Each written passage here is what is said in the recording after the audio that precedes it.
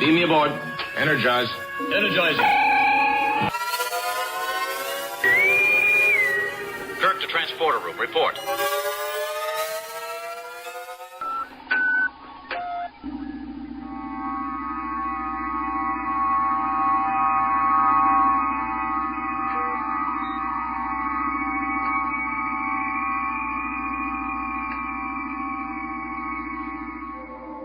You're listening to Transporter Room 3 with your hosts, Phil Perello and Scott Calora. Welcome back to another fine installment of Transporter Room 3. This is Phil Perello. And Scott Calora. Mr. Scott. What's up? How are you doing today, sir? Oh, I'm good. How's it going? You know, fair to middling, strikes and gutters. Yeah. Been watching a lot of... Oh, go ahead. I was going to say, you saw the Oscars, right? I saw some of the Oscars. Okay, I decided to continue living my life after the Bond tribute. Okay. We'll get back to that shortly. But what were you going to say? I was just saying, you know, I've been watching a lot of sci-fi lately. Watched Solaris the other night, some Star Trek, and I gotta say it, man. The future has the best coats. Which Solaris did you watch? The Clooney okay. Soderbergh. Yeah, I have a soft spot for that film. I love that movie. It's good shit, man. Yeah, people are hard on it. I have to confess, I don't think I've seen the original, the Russian version. I've seen parts of the original Russian version, and Okay. I've been threatening to rent the thing and sit through all 3.5 hours of it, but apparently those 3.5 hours feel like 9. Yeah, I mean, I know it's a Criterion collection and all, but exactly. Yeah, man, Deckard's coat, Kirk's coat, the coats in Solaris. They got like bitchin' collars. The 23rd century is going to be like the coolest pop-up collar fad ever. Yeah, I could never pull off one of those collars. No, and what was that weird fake leathery type magenta coat Kirk was rocking in 3? I mean, it was a little pimp, it was a little bullet, you know, but I think that might be the future's weakest link in terms of, you know, outerwear. But I'd sprout it. I still maintain that McCoy had the most curious wardrobe in I guess it was 3 and 4. Sort of a tan velour with a weird design pattern thing happening. Yeah. Like it was like instead of putting pockets, they just put random shapes and thin cylindrical lines on it, you know? Right. I swear, this is hard to believe, but I swear that this happened. I went to see Star Trek 4 with my buddies. I think we were still in high school. Nice. And then when we got out, we were kind of driving around town, as you do at that age, you know, aimlessly, and we ran into another friend who had the same exact outfit on that Dr. McCoy had on in the movie. Get out! I mean, that's the way I remember it, and I've often reminisced about this with my friends who were there that night, and I guess it's probably our memories playing tricks on ourselves. There was probably some association. Maybe it looked similar, but I remember the image of him dressed as McCoy. So, and that's a custom-made job. You don't buy one of those costumes out. No. You know. Where'd you get that in '86? Right, pre-internet, man. That's whoa. All right, so let's go to this reader mail quick, and then we'll talk about the atrocity that was the Oscars. Go. Tim Anderson, our loyal listener, Mr. Anderson. He had a difference of opinion with us on something we said last week. He said, a quick note about the new Trek movie. Correct me if I'm wrong, but I think that the whole fleet wasn't destroyed in the battle for Vulcan. When the Admiral dismisses Kirk's cadet review, he says that because most of Starfleet is on exercises in the Lorenzo system, maybe that's what it was called, they need to mobilize the cadets to man the ships. That would mean the majority of Starfleet is still intact. I guess it's hard to know exactly how big the Starfleet is in Abrams' universe. But yeah, you know what? I looked it up and on Memory Alpha, and it seems that there is something about the fleet being on maneuvers in the Laurentian system. The Laurentian system, yeah, that's right. So with with most of the fleet on maneuvers, yeah, we're it. Yeah. Now I'm not willing to say that we were wrong, but I'm just gonna say that we could have been more friendly with Wright. Okay. And I apologize for the kind of sort of error. It kind of messed up. But damn it, a lot of people still died. I'm gonna blame it on you though, Phil, because you're supposed to be the expert on Trek 2009. So this is where I throw you under the bus. No, I appreciate it. It's cozy under here. I just got a mud flap to the face. Well, thanks, Tim, for writing in and publicly humiliating us like that. Listen, we make mistakes. It does happen. Not we often. are human, as Spock reminds us. So, moving on though to the Oscars. Not usually something you'd associate with Star Trek for sure. Has Star Trek ever won any Oscars? I guess they've probably won. I think they won like a special effects once, awards or something, and something. But there was a bit of a Star Trek presence because not only did Chris Pine and Zoe Saldana present an award, there was also a most unfortunate, if you ask me, appearance by William Shatner during the opening monologue. I'm sure you guys, even if you didn't watch the show, I'm sure you've seen this by now online somewhere. Shatner showed up, I guess, as Kirk. I mean, was he playing Shatner or was he playing Kirk? He was supposed to be playing Kirk, but it was a bit more Shat than Kirk. Shat, yeah.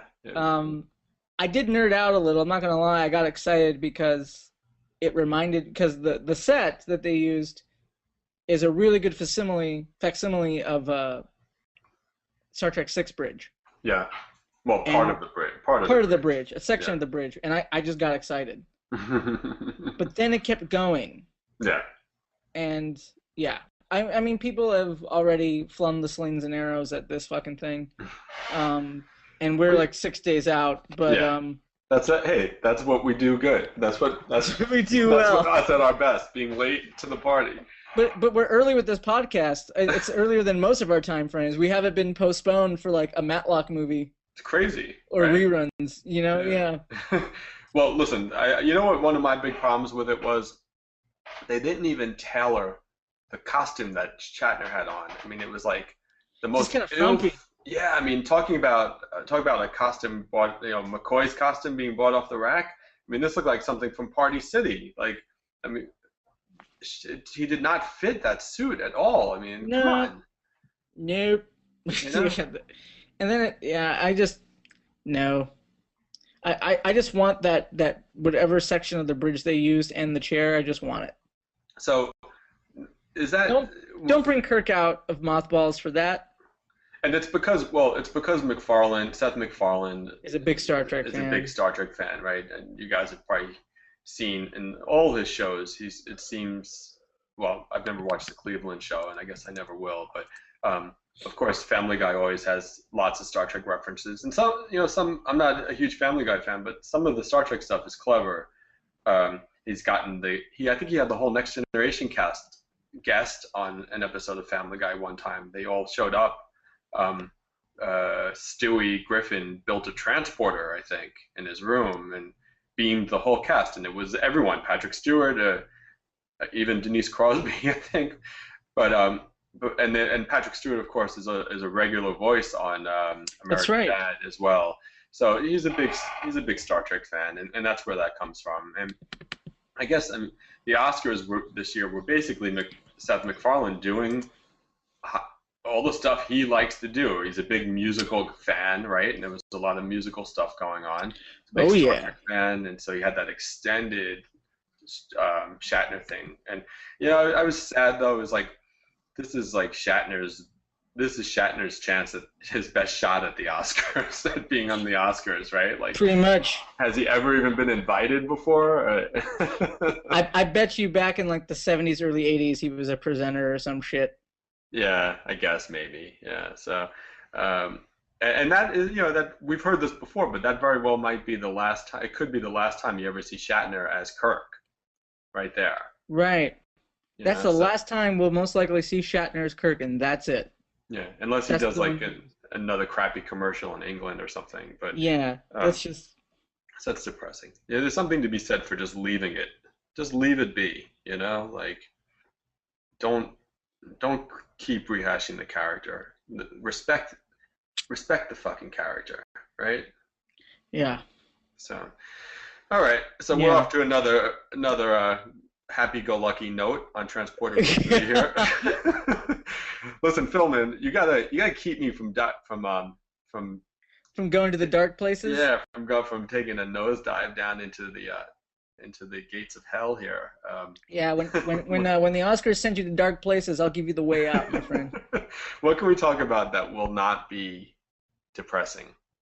Something that's very undepressing for me, in light of Kirk's worst experience, or one of his worst moments, would be talking about some of his best. Okay, you like the way I segued there. I pretended I didn't know what we were going to talk about.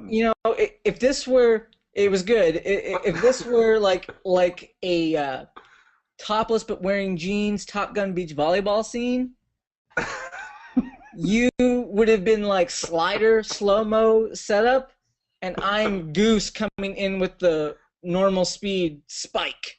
Right. And then we go back into slow-mo and give ourselves a high five up top with a swing down to catch the bottom. This is getting deep, man. It's getting into the danger zone, I believe. All right, so what are we going to talk about that's positive instead of negative? Kirk's best moments, man. Kirk is, he's one of the best heroes that sci-fi has ever seen. Mm-hmm. And that's not just saying from a fan perspective. If you just look at what he's got a bit of a god complex, but he's fucking Captain. Yeah, man. He gets all the cool chairs, he gets all the cool alien chicks, and he has the best ship ever. Yeah, he does. He really does. For my money, it's between that and the Millennium Falcon. I don't make me Sophie's choice. Well, they're so different, right? But so cool. Yeah. And he's just the whole no-win scenario bit. We know what Kirk's strengths are. Let's call out some of the best displays of them. Yeah. And this is we just came up with kind of a short list of great moments, but there are so many that this is by no means meant as a definitive or a top list or anything like this. This is just like 5 of his greatest moments. For sure. And going in like chronological order from like the original series. Yeah. And we're going original Captain Kirk. Chris Pine Captain Kirk is going to have to wait a beat, Is there there's another Captain Kirk? Well, there's a Captain Kirk.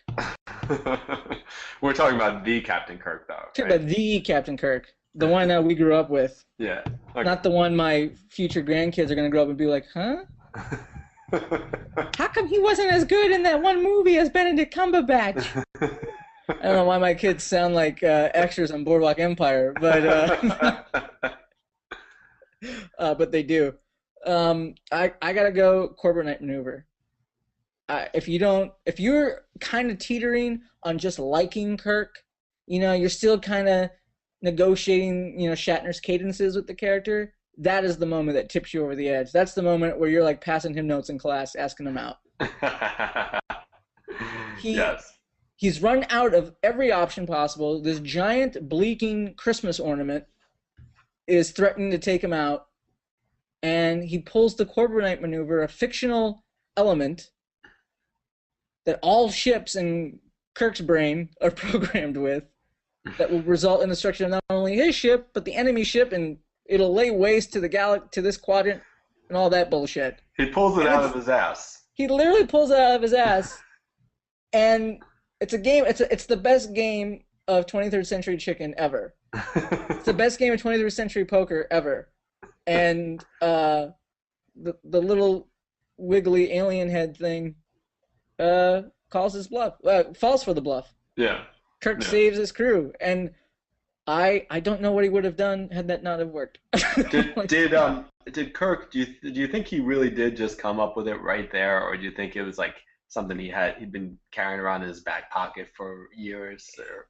If I'm recalling the episode, it seemed like he conjured it in the moment, or at least a few seconds before the moment needed it. Yeah. But I wonder if he was like, I want to do this someday. How do I get it? Like I could see Cadet Kirk like keeping like a little mental journal, right? To get out of trouble with, I've always said that Kirk must have minored in acting at Starfleet Academy, right? Because he's often putting on these performances to bluff his way through things. And what was next on our list?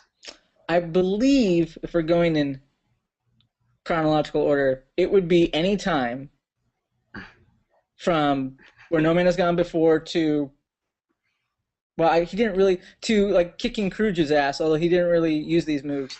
Anytime he did that flying kick, or cupped both hands into like this crazy Rigel death rattle, and just clobber dude. Anytime he did that, okay, and the chop. Oh yeah, the chop. That just Kirk Fu is just amazing. The double kick was often accompanied by like there'd be like a conveniently placed bar hanging at the top of the threshold of a door, maybe, that he could jump and grab a hold of and go flying to do the double kick. Am I mistaken in thinking that? I can't imagine a bar, but I think he must have used something to propel himself into that. But when he would land, I remember he did it one time and he landed, and he was a little dazed, and maybe the shirt got torn somehow in mid non-flight. But and the double-handed punch that's the Rigel death rattle. That's the Rigel death rattle. So is that the official designation of that move? That's what I've been calling it since you and I first met, Scott. Okay. Since Way back 2007. When. Yeah. But also, big thumbs up for the "I have had enough of you" face kicks from The Search for Spock. Because look, that boot, I don't know what was going on in that boot, but it had this weird, very square, very sharp, very F-off heel going on. I mean... You're talking about the moment when he murders a man, right? Yes.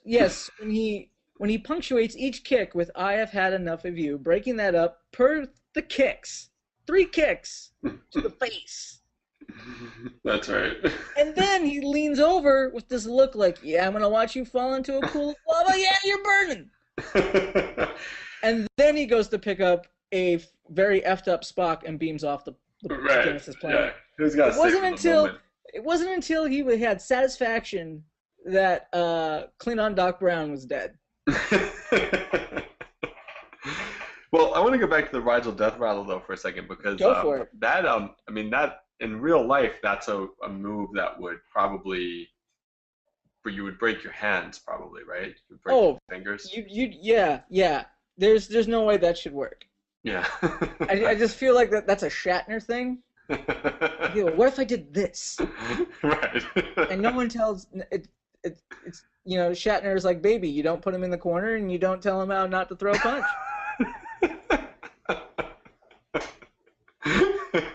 That's how he rolls, man. It's true. Okay, so Shatner's mad skills in a fist fight, basically. Right, and so that's it for me for the original series. Scott, you wanna take over for the movies? Oh, actually, you know what? Did we have one more from the original series? The death of Edith Keeler. Oh, yes, that's right. Go for that one. The death of Edith Keeler, of course, from the all-time classic City on the Edge of Forever. Joan Collins played her, the Depression-era worker who Kirk falls in love with, and him and Spock are trapped back in time. It's this, and they've altered the timeline. I mean, you guys know the story. So Kirk has to let her die. He has to let the love of his life die, basically, in order to restore the timeline. Right. He's got to let her die so that the future can live. But it's okay because Kirk's gonna find another love of his life. He is. And how long did he know Edith Keeler for? Actually, I don't know. Maybe. I don't know. Weekend. Maybe, which is like Long a month in Kirk time. long enough to consider going to a Clark Gable movie, maybe, right? Right. and the stars, there'll be ships with vast energies. That's the best Edith Keeler I can do. It's pretty good. Thank you. So I mean, it's a great Kirk moment because he's of course Kirk's always putting the greater good above his own personal needs, right? So it's true. And this is like the ultimate example of that. And the Dr. McCoy says, Jim, do you know what you've done? I could have saved her. And Spock just rounds it all out by saying, he knows, Doctor, he knows. Right. Boom. So good. So good, that episode. Yeah. And Kirk doesn't cry in front of his crew either. No, but he is on the inside. Scotty, get us the hell out of here. Yeah. Oh, man. Great. So, okay. That's a tough call to make in any genre. And to pull that off in the 60s, I don't know. I wish more TV would do shit like that. Well, yeah, I mean, he's letting an innocent woman die, basically, right? So, okay, so let's move on to the movies because we wanted to cover both series and the movies. I think we were talking about all of Wrath of Khan. Yeah, pretty much. Although the only moment that trumps Wrath of Khan is going into the Nexus to make eggs. Well, no! Oh, man. Right? Come on, we all love that, right? I'm done. Yeah, see you on Gravette Island. We love that moment, right? A place that can give you anything you want, and Kirk decides he wants to scramble eggs and chop wood for the rest of his life. Listen, this is actually a topic for its own podcast, which That's true. You're right. Which I'm is sorry. how should that film have been done? How should the Kirk Picard meeting have been handled? And I feel like that's something we could talk about at length. Yeah, we'll probably need like a third of the internet to hold that conversation. Yeah, just to contain the vitriol. But we'll have to consult like a realtor, a digital realtor, to get some space. Butler. So not to digress too much, but what was I think maybe we've talked about this here, but there was some reason why they didn't use Carol Marcus and they went with Olivia as being the unseen. Oh, no, you mean Antonia. Antonia. Right. Sorry. What a douche name for a chick. Fuck that woman. She can make her own damn eggs. Was she bedridden? I don't understand. She's up there in that room is like something out of like a Dickensian novel or something. Like, what was she doing up there? Why is we never see her? Is it Norman Bates' mom? What's going on? Yeah, I mean, we see her from afar, like she's on a ridge atop a horse. Oh, that's right. Kind of like Norman Bates' mom. You see her up on the hill. In the window. It's really a Sulu in drag. Now, there's some Brokeback Nexusing going on. There was some reason though for why they didn't use Carol Marcus. Do you remember what was it? I can't remember. Was there royalties? Like, I'm sure it's something to do with royalties or legal stuff, because if the character was created by Meyer or someone and John and the other co-writer, that Jack B. Sewards, I believe. Right. Maybe they have to cut him in on it. I don't know. Right. Okay. But it would be Carol Marcus. Yeah. Yeah, it would be. Yeah. And David would still be alive. Right. That's right. Absolutely. Yeah, that's true. I mean, or his Nexus. I think Kirk's Nexus would have been at a time before we meet David. You know, yeah, probably. Kirk could have been in the same role for his son as he was for his crew. Right. You know, and anyway, that was a little tangent. Damn it, Generations. Well, like we said, you know, we could do a whole podcast on that one. So, Wrath of Khan. So Wrath of Khan. The entire movie, obviously, Scott and I have proven that there is no limit to our man love for that. The care space we have, and that takes up 3 to 4 cockles in our hearts. Maybe 5, we don't know. But I have to, if I'm going to, I mean, so much great Kirk in that, but if I'm going to pick one moment of his best, I mean, he Corbinite maneuvers a bit with that whole prefix code thing, although that's a real thing, but yeah, the ingenuity there is great. Yeah. My favorite Kirk moment, and 2, is the speech he gives at Spock's funeral. Yeah. God damn. Yeah. I can only I'm not gonna lie, I'm gonna be a little honest, this might go to a little dark place for some people, but I wish I could get to that place at real funerals. I just wanna give the speech and grumble and work somehow that in. Of all the souls I have encountered in my travels, my Uncle Barney, his was the most human. Well, you need to have Spock as your uncle. I think that's the one component that's missing, right? That's true. I need to get some Spock uncleage. Listen, we can only truly feel emotion and live our lives by watching Star Trek, right? So it's so true. It's so true. I wish I could change that. No, I don't. All right, so that brings us to 4. I think those are 4 moments, if I'm counting correctly. Right. So let's keep going. Let's go a little bit. Okay. What about you for 3, Scott? Star Trek 3. Yeah.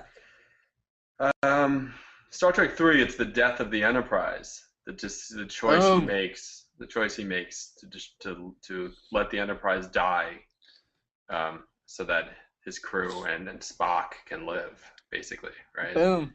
I'm with you right there, and right. Let's not forget the best performance Shatner's done since 2, when David dies. Yeah, it's true. Yeah, and it's also he's also got a great comedic beat in 3, when Maltz is like, "You said you'd kill me."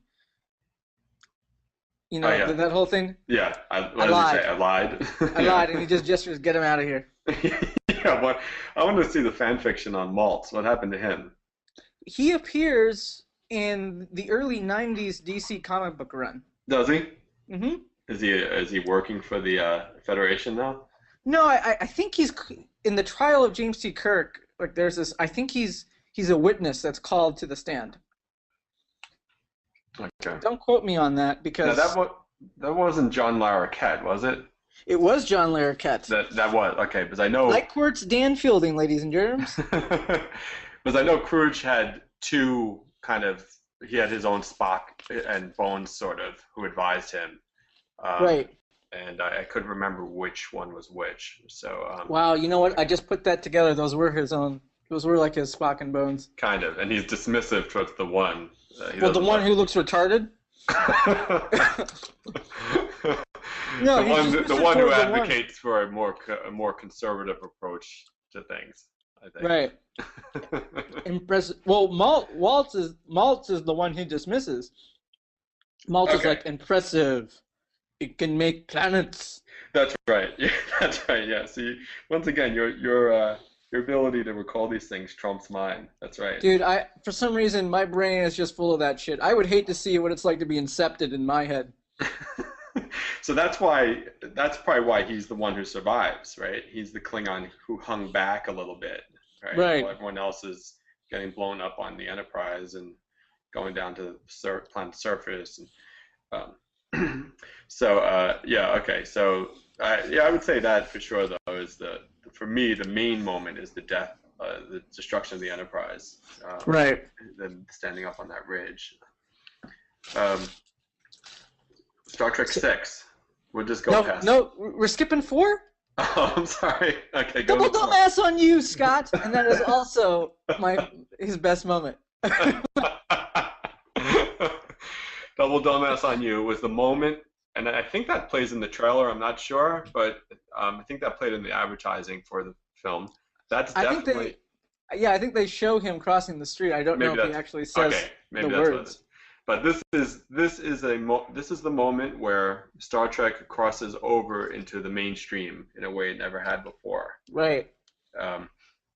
Right. My mom could enjoy Star Trek on a regular on the level that a regular normal person could enjoy regular movies. It didn't have anything to do with being Star Trek. And yeah, so Double Dumbass on You is great. I mean, there's Double Dumbass on You. So much great stuff in that one as well. We'll skip 5. We're not going to talk about Final Frontier at all. We're not even going to. They never made that. We're not going to gripe on it either. And we'll go straight to 6. Star Trek 6, The Undiscovered Country. Okay, yeah, can we just talk real quick about how blown my 12-year-old mind was to see Kirk with gray hair? Yeah.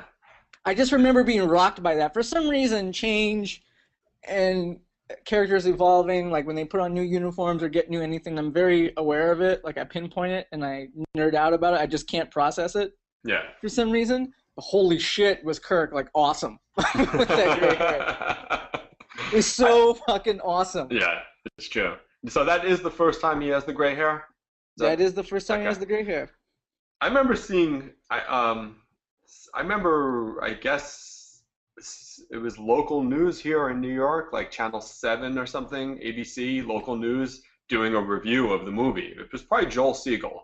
I don't know, was he national presence or just local? I think he was on Good Morning America at that time. Good Morning America, right. So, but he was always like kind of a local film reviewer as well. And I remember, I think it was probably him talking about Star Trek 6 was out. And, this is obviously pre-internet and everything. So, I mean, this is how you got a lot of your movie info, was watching the local news or reading the review in the paper. And I just remember they played a clip from that scene in the conference room at Starfleet, briefing room, whatever that is. And I was just like, whoa, what is going on here? They're dying, Jim. Let them die. Yeah. So good. So that's my favorite moment. Yeah, me too, I think, for sure. Also, I know it's a little hammy. Oh, I'm sorry. I was just saying, but it's like, Shatner says it, he means it, but then at the same time, it's like, there's a certain level of regret there for feeling that way, I think, which is reflected not just in Spock's reaction, but you can kind of see it in Shatner's eyes as well in like the next shot after he says actually, it. I believe in the commentary for that, or featurette, they talk about, Shatner was kind of uncomfortable with that. With that line. With that line, and like the delivery of it, and originally after he says it, it's on the Blu-ray. After he says it, he kind of like makes like a dismissive wait, I spoke too soon. Okay. Beat after that. Okay. And Meyer was like, yeah, we'll shoot it. We'll let it go, but he didn't include it into the cut. It's interesting that Shatner. It's interesting to hear that though, right? That he thought that way. Understandably so, I guess. Right? It is fucking dark. Yeah, and this is his last. I mean, at the time, it seemed like it was probably his final appearance. Right. As Kirk. Of course, how many times did he think it was his final appearance as Kirk? But it should have been. Well, you know what? You want to leave it at Star Trek 6. Let's do it. Let's leave it at 6. Because I'm not sure that I particularly love anything that he does in Generations. Fixing the deflector. Does that little trick with his horse when he sidles up next to Picard. Yeah, fixing the deflector maybe. Yeah. I like what he says to Kirk. I don't need. But he says to Picard, I don't need to be lectured by you. I was out saving the galaxy. Yeah. I like that. Yeah, it's cool. Yeah. I mean, listen, practically every Kirk moment is great. That's what it comes down to, right? Unless that Kirk moment is called Turnabout Intruder. And you know, I'm not even sure. What is it that you don't like? You don't like Kirk as Janice Lester, or you don't like Janice It's just Lester not as good. Kirk? It's just not good. It's just Mutiny. it's just, yeah, exactly. And he Wait. Oh, I'm sorry. Go ahead. and he makes a little comment, like a little sexist comment about, there's nothing worse than being trapped in the body of a woman, or something like that. It's a very Roddenberry comment, actually. Yeah. So much for that enlightened 23rd century. All right, here's the last one, and I think you'll agree with me on this. It's actually from Star Trek V, so we will talk about Star Trek V. I want my pain. I need my pain. Oh, okay. I think that's a great. I'll give you that. Yeah, it's a great Kirk moment. It is a good Kirk moment. That's the one I most quoted as a kid. Yeah. From that movie. Say what you will about the movie. It is good. And should you know left? When he goes in that little spiel, like, should I have gone left and I should have turned right? Right. Things that make us who we are. I don't want my pain taken away. It's almost like that whole sequence with McCoy with his dad and Spock with his dad. It's like that almost makes up for the rest of the movie in a lot of ways. Right. But not quite. Almost not quite. Almost, but no. Okay, let us move on now. What do you say? You want to? Speaking of Kirk, let's move on to the Red Shirt of the Week. We take this time to remember those who have laid their lives down for Starfleet. This is the Red Shirt of the Week.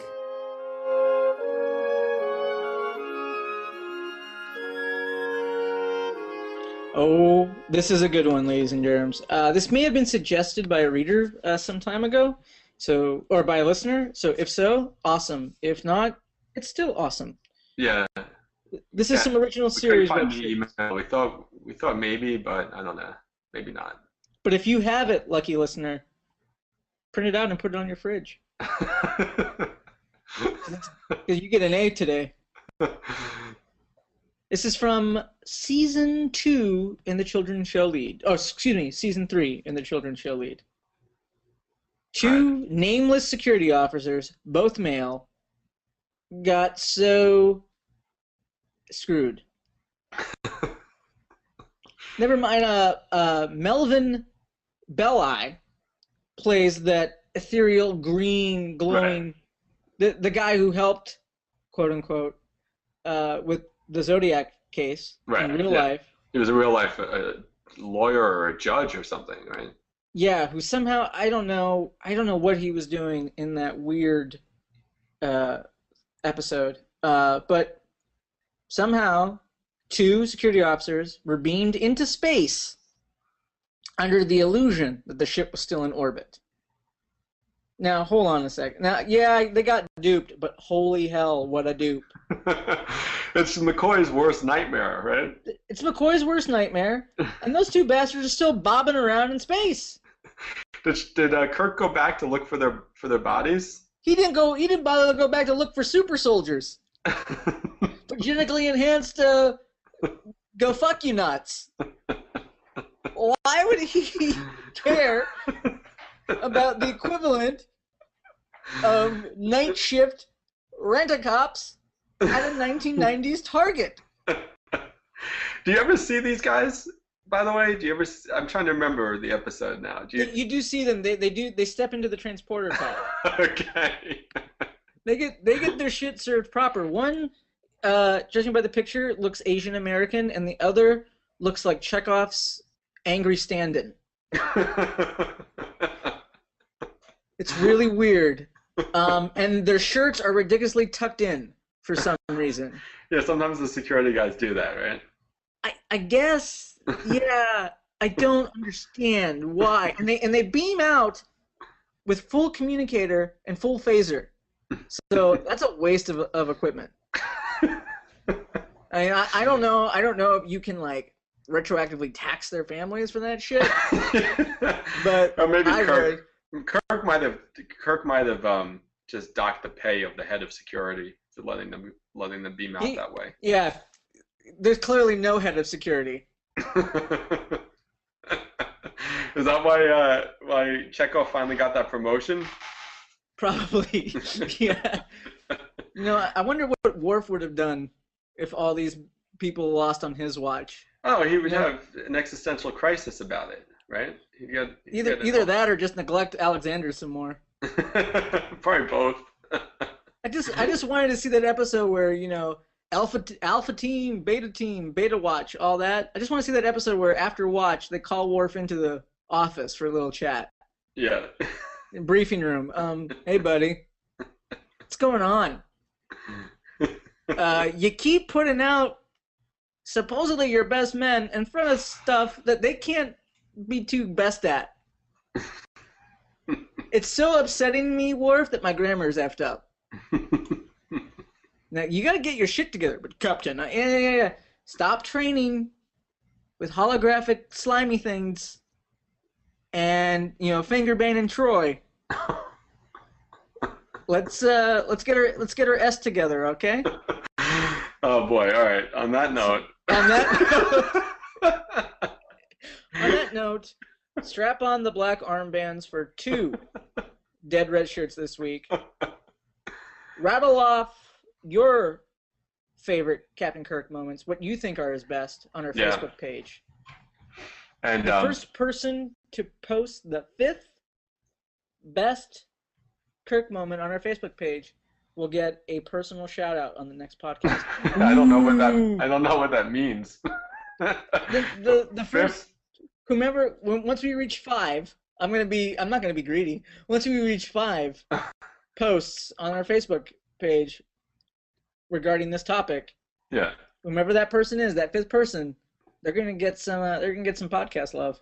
Okay, that's a weird way of doing it, but everyone's gonna. If anyone who wants to get their name dropped on the podcast, they're gonna be waiting for numbers 1 through 4 to post first, right?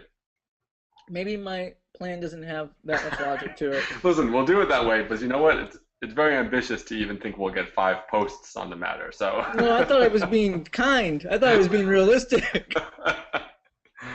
Also, we recorded. I just wanted to say, technical note here. We recorded the podcast a little differently this week. Let us know if it sounded okay, or if it sounded terrible, or sounded fine. We used one of them awesome testimonial computers from Star Trek: The Original Series. Just slam disc into, working. Captain James T. Kirk. Serial number 432. It went a lot quicker though because there were no medals or accommodations to list for either of us. No, so. No, and we deactivated the blinking lights. So it was just this annoying talking box. All right, so that'll probably do it, right? That will do it. Thank you for listening. Check us out. Give us some likes on Facebook, some stars on iTunes, and we'll see you on Gravette Island.